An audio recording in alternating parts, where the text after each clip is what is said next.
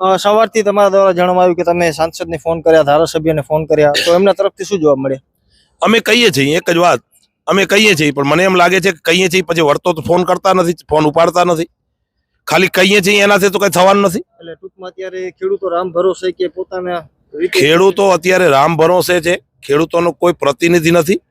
પણ એને ખબર નથી, આપના માધ્યમથી કહું છું, ખેડૂતો ગામડામાં ઘૂસવા નહીં દે. કદાચ તમે અમારું જમીનનું હરણ કરી જાશો અહીંયાથી, અદાણી કંપનીને કરોડો એકડ આપી છે, હજી ખેડૂતોની જોઈએ એટલી આપી દો. પણ આવનારા દિવસોમાં આ દેશ માટે, રાષ્ટ્ર માટે લાલ બત્તી સમાન છે. જો ખેતી ખતમ થઈ ગઈ, ખેડૂતો આ દેશના હૃદય છે, હૃદય જો બંધ થઈ ગયું ને તો આ લાલ બત્તી સમાન છે. આવનારી પેઢી માફ નહીં કરે. આવી પરિસ્થિતિ છે, તાનાશાહી જે તરફ વધી રહી છે, એ મને એમ લાગે છે કે લોકશાહી માટે અને રાષ્ટ્ર માટે, રાષ્ટ્રની વાતો કરવાથી રાષ્ટ્ર નહીં બચે. રાષ્ટ્રની વાતો કરવાવાળા લોકોને કહું છું, તમે ઘણા વર્ષો સુધી ભોળવ્યા છે. આ રાષ્ટ્ર સાચું જો જાળવવું હોય તો જવાનો અને કિસાનો, જવાનો સરહદ ઉપર પરિસ્થિતિ ખરાબ છે, ખેતરોમાં કિસાનો કામ નથી કરી શકતા. આજે કેટલીક બેન દીકરીઓ તો ખેતરમાં જતી હતી પકડી આવે. હવે આ કોઈ લોકશાહી છે? એટલે તમે તમારી તાનાશાહી તરફ કંપનીઓ આખું કંપનીકરણ કરી દેવું છે.